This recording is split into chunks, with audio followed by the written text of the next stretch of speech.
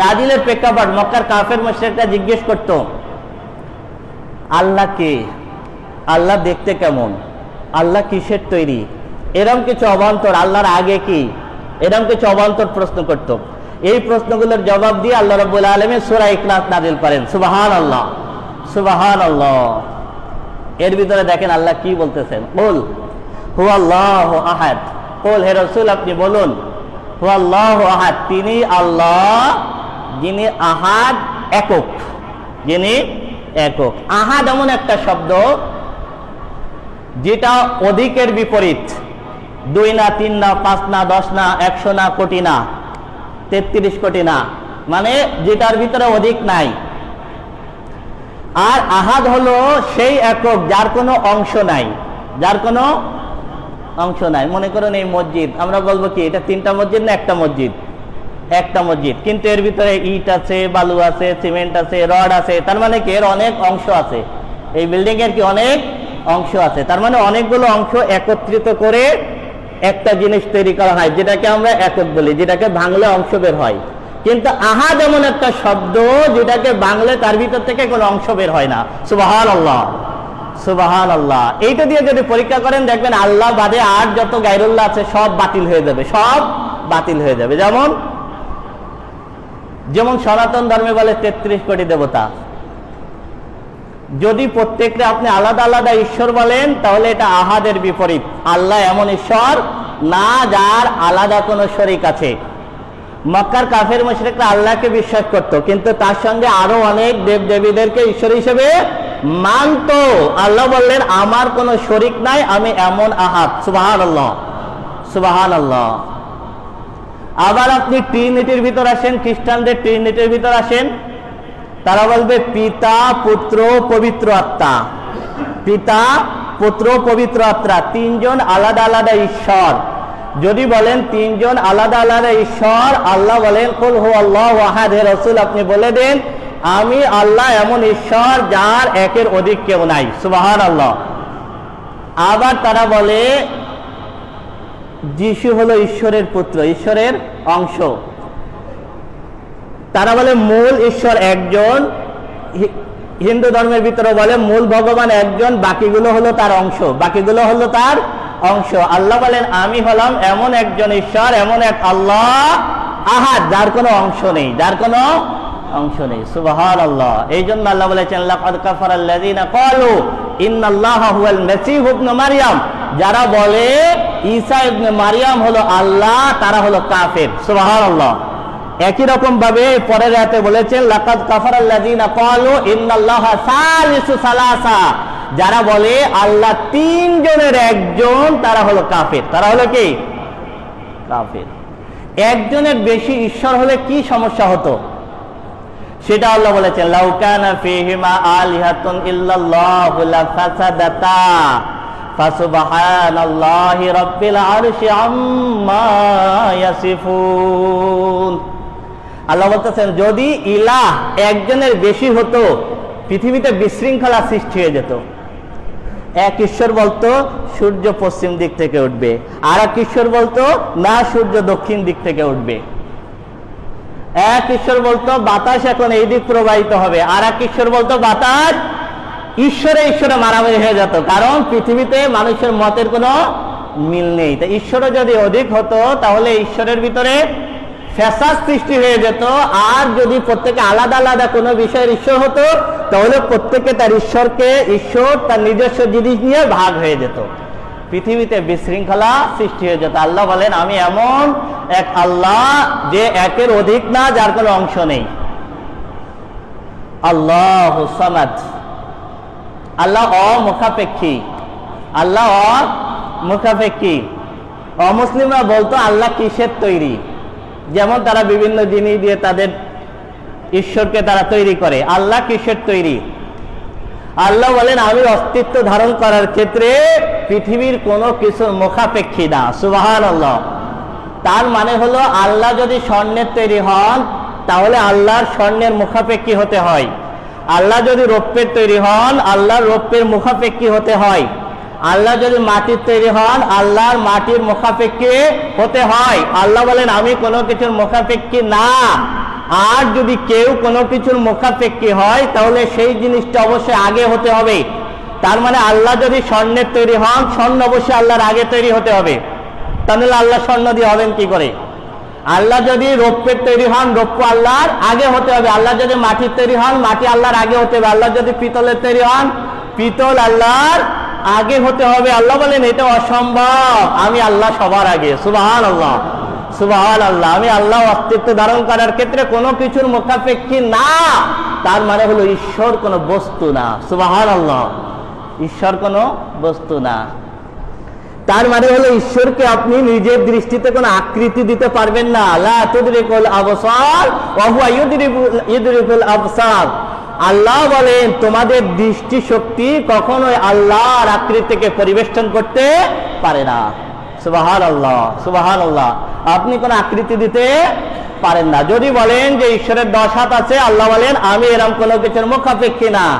যদি বলেন ঈশ্বরের এরকম চিহ্ন আছে, কুরুশবিদ্ধ অবস্থায় মাথায় বাবরি চুল আছেন, আল্লাহ বলেন আমি সেরকম কোন ঈশ্বর না। সুবহানাল্লাহ, আমার আকৃতি তোমাদের কাছে নাই। সুবহানাল্লাহ, সুবহানাল্লাহ।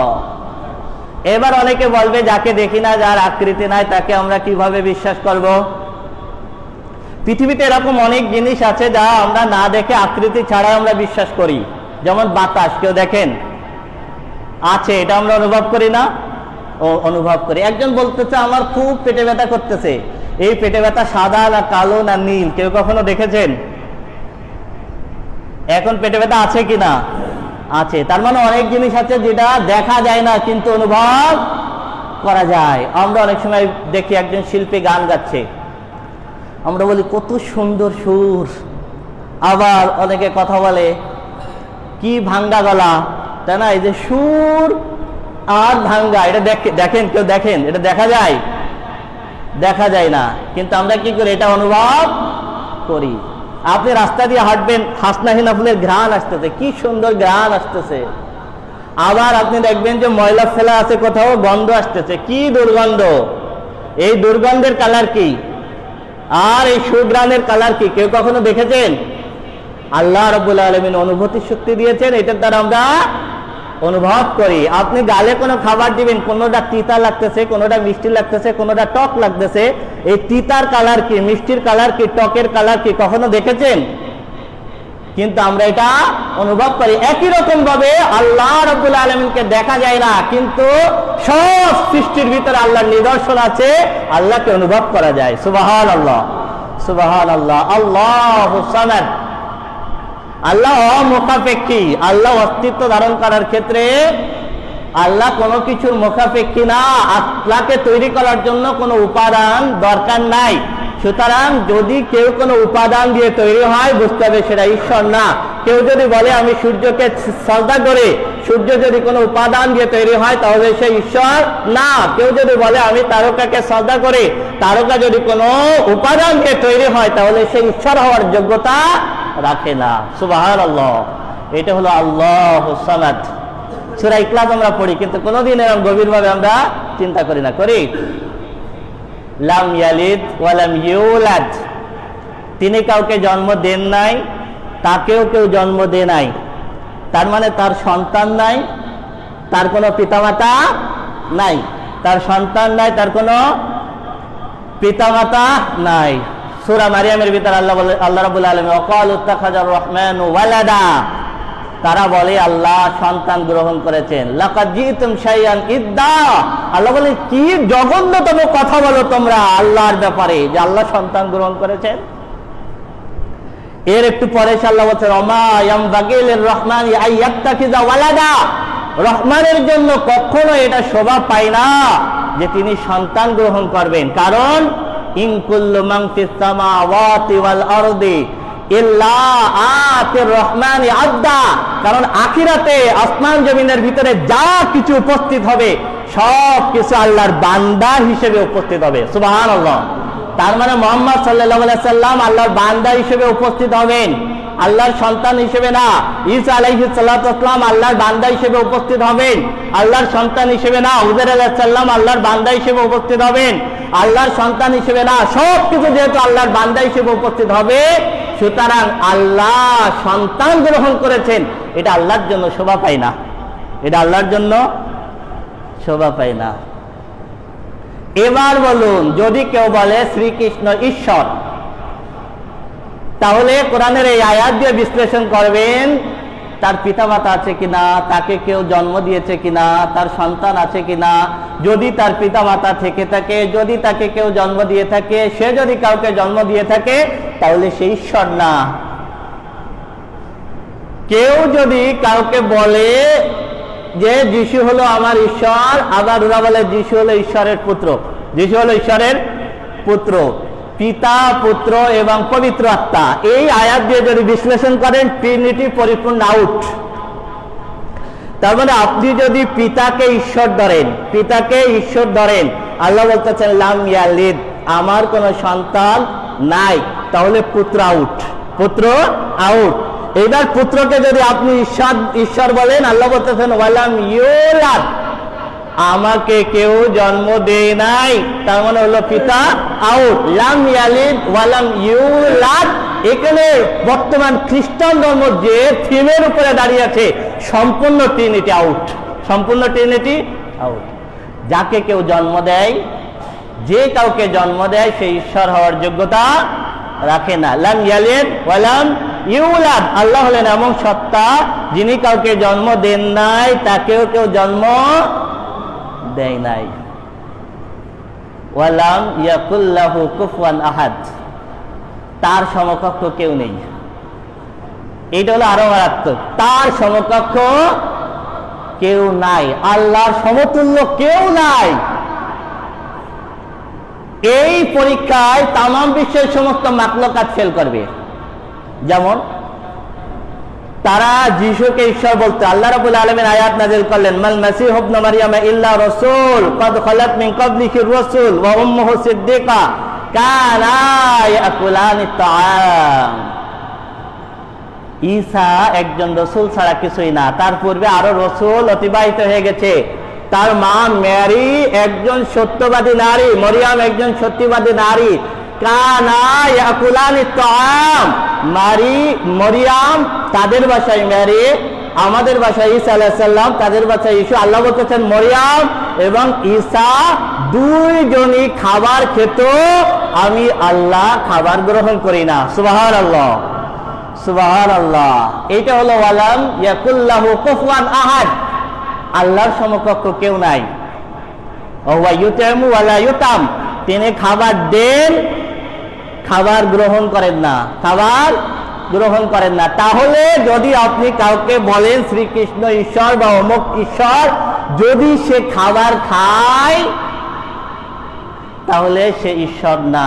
আল্লাহ এমন এক সত্তা যিনি খাবার গ্রহণ করেন না। এই পরীক্ষায় সবাই ফেল করবে। লাইসা কামিসলিহি শাইউন ওয়া হুয়াস সামিউল বাসীর, আল্লাহ বলতেছেন আল্লাহর সমতুল্য কেউ নাই, কারণ আল্লাহ সব কিছু শোনেন, সবকিছু দেখেন। আল্লাহ সবকিছু শোনেন, আল্লাহ সবকিছু দেখেন। আমি যদি কোনো শব্দ না করি, নিজের মনে মনে মুখ ঠোঁট যদি না নাড়ায়, আমার অন্তর দিয়ে যদি আল্লাহর কাছে দোয়া করি, সেটা কি আল্লাহ শ্রবণ করেন? সেটা আল্লাহ, এইটা শ্রবণ করার যোগ্যতা তার ভিতরে নাই, সেই ঈশ্বর হওয়ার যোগ্যতা রাখে না। মানুষের অন্তরের ভিতরে সে মনে মনে কি বলে, এইটা শোনার যোগ্যতা যার ভিতরে নাই, সে ঈশ্বর হওয়ার যোগ্যতা রাখে না। দেখবেন আল্লাহ বাদে সব অটোমেটিক বাদ হয়ে যাবে। বাসীর, তিনি সবকিছু দেখেন। ওমা তাসকুতু মিন ওয়ারাকাতিন ইল্লা ইয়ালামুহা ওয়ালা হাবদাতিন ফি যুলুমাতিল আরদি ওয়ালা রাব্বি ওয়ালা ইয়াবিসিন ইল্লা ফি কিতাবিম মুবিন। আল্লাহ বলেন তামাম বিশ্বের কোথাও যদি গাছের থেকে একটা পাতা ঝরে, সেটা দেখেন কে, কার জ্ঞানের ভিতরে সেটা আছে? আল্লাহ। সুতরাং আফ্রিকার জঙ্গলের ভিতরে, সুন্দরবনের ভিতরে একটা গাছের থেকে একটা পাতা যদি ঝরে, এইটার জ্ঞান যার কাছে নাই, সে ঈশ্বর হওয়ার যোগ্যতা রাখে না, সে ঈশ্বর হওয়ার যোগ্যতা রাখে না।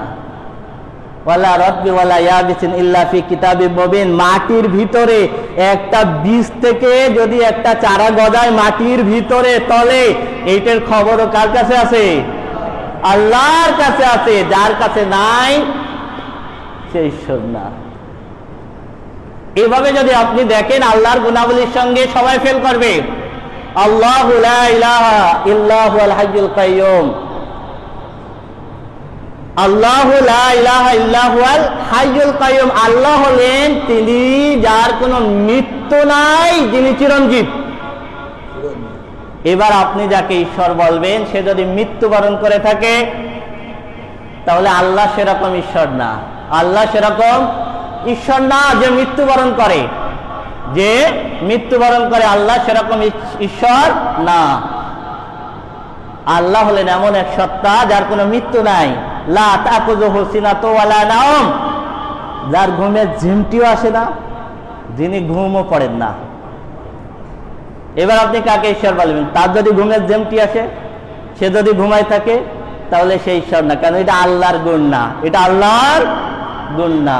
ওয়ালাম ইয়াকুল লাহু কুফুয়ান আহাদ, তার সমকক্ষ কেউ নাই। আয়াতুল কুরসির শেষের দিকে আল্লাহ বলেছেন ওয়ালা ইয়াউদুহু হিফযুহুমা, গোটা বিশ্ব জগৎ তত্ত্বাবধান করতে তিনি কখনো ক্লান্ত হন না, তিনি কখনো ক্লান্ত হন না। তার মানে যে ক্লান্ত হয় তার ভিতরে ঈশ্বর হওয়ার যোগ্যতা নেই, স্রষ্টা হওয়ার যোগ্যতা তার ভিতরে নেই, প্রভু হওয়ার যোগ্যতা তার ভিতরে নাই। তার মানে আল্লাহ কি হন না? ক্লান্ত হন না। এরকম ভাবে কিয়ামত কখন সংঘটিত হবে? আল্লাহ ছাড়া কারোর কাছে জ্ঞান নাই। কখন কোথায় কতটুকু বৃষ্টি হবে এই জ্ঞান আল্লাহ ছাড়া কারোর কাছে নাই। মায়ের গর্ভের সন্তান ভালো হবে না মন্দ হবে, নেককার হবে না বদকার হবে, বদমেজাজি হবে না নরম মেজাজের হবে, সুন্দর হবে না কালো হবে, এটা জ্ঞান কার কাছে? আল্লাহর কাছে। মানুষ ভবিষ্যতে কি খাবে মানুষ জানে না, কোনো মানুষ জানে না সে কোথায় মৃত্যুবরণ করবে, সব জ্ঞান কার কাছে? আল্লাহর কাছে। ওয়ালাম ইয়াকুল লাহু কুফুয়ান আহাদ, আল্লাহর গুণাবলীর সঙ্গে সমকক্ষ পৃথিবীর আর কেউ নাই, পৃথিবীর আর। এই সূরাতুল ইখলাসের জ্ঞান যার ভিতরে চলে আসবে সে লাতের জন্য কিছু করবে না, মানাতের জন্য কিছু করবে না, যিশুকে ঈশ্বর বলবে না, উযায়ের আলাইহিস সালামকে আল্লাহর পুত্র বলবে না, চন্দ্রকে ঈশ্বর বলবে না, সূর্যকে ঈশ্বর বলবে না। তার সমস্ত ইবাদত হবে গোটা বিশ্ব জগতের রব আল্লাহর জন্য। এই জন্য তাওহীদের আলোচনা, এই তাওহীদের জ্ঞান যার ভিতরে ঢুকে যাবে তার ভিতরে ইখলাস পয়দা হয়ে যাবে। তার সবকিছু হবে কার জন্য? আল্লাহর জন্য। এই সূরাটা খুব খুব ইজি একটা সূরা, আমরা সবসময় পড়ি, কিন্তু আল্লাহ এর ভিতরে কি ঢুকায়া দিয়েছেন। এক, আল্লাহ বাদে সব উপাস্যকে আল্লাহ রাব্বুল আলামিন আউট করে দিয়েছেন এক সূরাতুল ইখলাস দ্বারা। আল্লাহ রাব্বুল আলামিন আমাদের বুঝে আমল করার তৌফিক দিন। সবাই বলুন আমিন। আর একটা